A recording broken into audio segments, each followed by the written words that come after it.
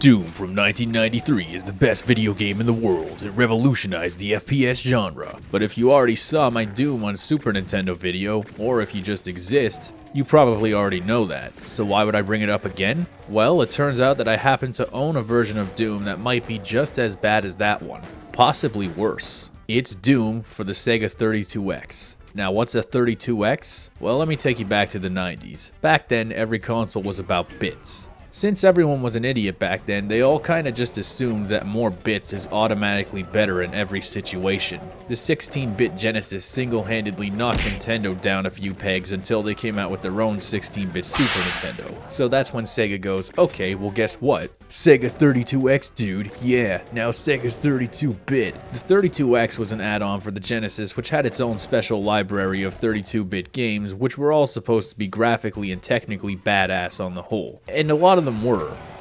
Kinda. Thing is, in order to play the thing, you already needed to own a Genesis, which was kinda stupid. Why not make it its own thing? Hell, they almost did that, but they decided against it in the end.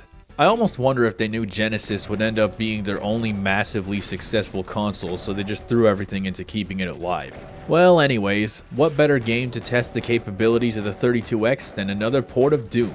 Yeah. For the Super Nintendo version, I think we can all agree it was pretty shitty, but it was somewhat more forgivable simply by virtue of what an impressive feat it is. I mean, it's Doom on the Super Nintendo. That's fucking crazy. But Doom on the super cool new 32-bit Genesis add-on isn't quite as crazy, so it's harder to be lenient. First of all, I have to give it credit because it actually prompts you to select the difficulty before starting the game, unlike the Super Nintendo version. That's how low the bar is here. I will say the graphics and frame rate are definitely better. They're not good really, but they're still better than the Super Nintendo. But that's where the praise ends. Now, the controls for the Super Nintendo version were very stiff largely because of the frame rate, which is annoying, but at least they felt intuitive. But let's play a game. What's the difference between a Super Nintendo controller and a Genesis controller? No, take your time. There's no rush. There's no pressure at all. It's buttons. There's no fucking buttons on this thing. Super Nintendo had 6 face buttons counting start and select, 2 shoulder buttons, and a D-pad. Genesis, on the other hand, has 4 buttons including the start button. Do you know what that means? That means if you want to strafe, you have to hold the C button and push the D-pad in a direction. If you want to open the map, you have to hit start and C at the same time, and if you want to swap weapons, you gotta hit start and A at the same time. That is fucked up. I heard that it might be better on the 6-button controller, but I don't know. In either situation, you still just don't have enough buttons for this game. But you want to know what's even worse than the controls? How about the soundtrack? Just listen to it.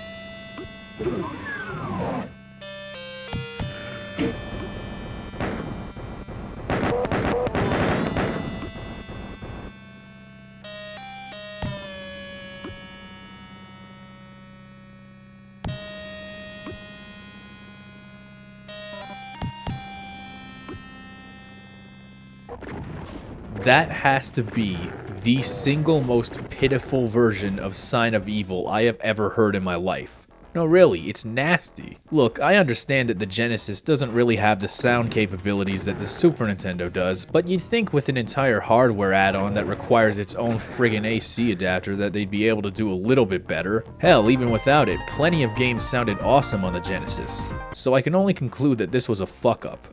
Wow. You know those videos where some dude tunes a bunch of old floppy drives to make video game music? Yeah, that shit sounds better than this.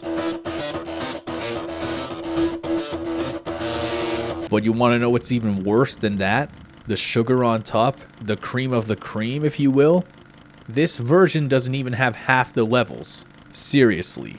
And I don't know if I'm imagining it, but I feel like some of them are modified or reduced in scale. I can't wrap my head around that. Somehow the 16-bit Super Nintendo version, with no additional hardware add-ons, has better music and most of the levels intact than the badass 32X, which requires its own AC adapter. That's criminal.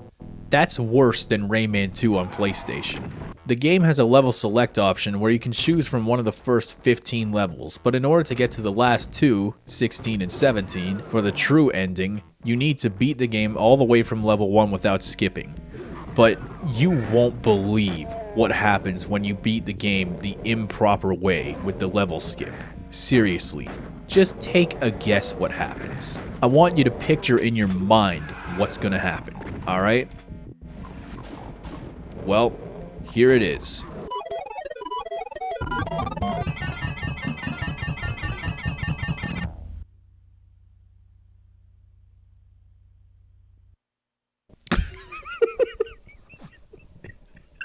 A fucking DOS prompt. It ends with a DOS prompt. Oh god. No way. You could never get away with that today, okay? Never. Maybe if it was some deliberate fourth wall break like Metal Gear or something, you'd get some leeway. But this is not that. Like, what if you were playing GTA 5 and you choose the ending where you kill Michael, then after the credits it's like, daddytrevor.dll is missing, please find it. Like, that's a huge oversight. According to the instruction manual, which I don't actually own, beating the game this way is supposed to warp you back to the first level so you can beat it again properly. So what, did they just forget to code that part? Or maybe it's a DIY thing. Like if you have a Sega Genesis keyboard or some shit, you can just code it yourself. Imagine that. I hate to say it, but I think I prefer the Super Nintendo version. It's not as smooth, but it has the music, and it has most of the levels. It's an admirable port job given the circumstances. But this is just sad. Come on. A 32-bit add-on to the Genesis, which already had blast processing, and this is the best they could do? They took a BFG to Sign of Evil? What a sick joke. I actually felt really gross after playing this, like I just did something really embarrassing that everyone would judge me for if they knew about it.